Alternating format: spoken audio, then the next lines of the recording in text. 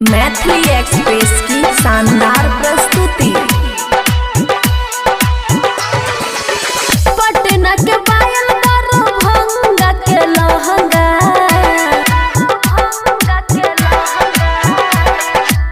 पटना के पायल दरभंगा के लहंगा। हाँ यो पिया आई कीन दियो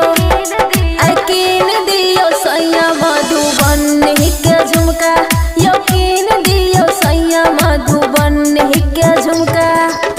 पटना के पायल दरभंगा के लहंगा, पटना के पायल दरभंगा के लहंगा। हाँ यो पिया आई कीन दियो सैया मधुबनी के झुमका, यो कीन दियो सैया मधुबनी के झुमका।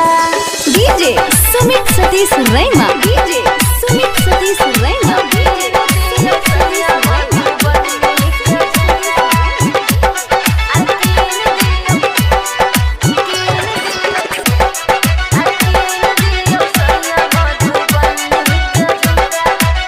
Mix by Aman अखे।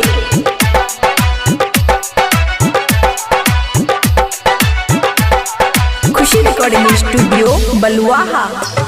मिलल छै सैया आजादी यौ ननद के छियै शादी यो, डीजे पर करबै खूबे डांस यो। मिलल छै सैया आजादी यौ ननद के छियै शादी यो, डीजे पर करबै खूबे डांस यो। नगवाला नथिया पहिरबै यो पिया, नगवाला नथिया पहिरबै यो पिया। हाँ यो पिया आई कीन दियो सैया मधुबनी के झुमका, यो कीन दियो सैया मधुबनी के झुमका। DJ Sumit Satish Raima, DJ Sumit Satish रैमा।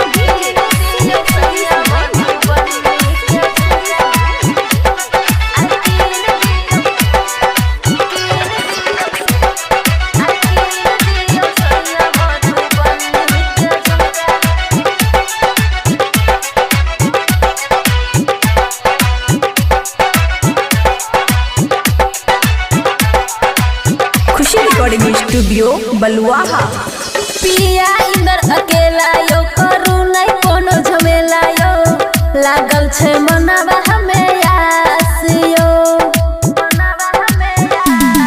पिया अमन अकेला यो करू नहीं कोनो झमेला यो, लागल छै मनावा हमें आस यो।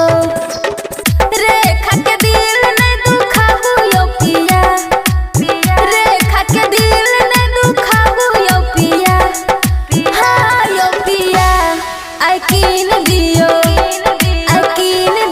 सैया मधुबनी के झुमका, यो कीन दियो सैया सिकरहटी के झुमका। खुशी रिकॉर्डिंग स्टूडियो बलुआहा।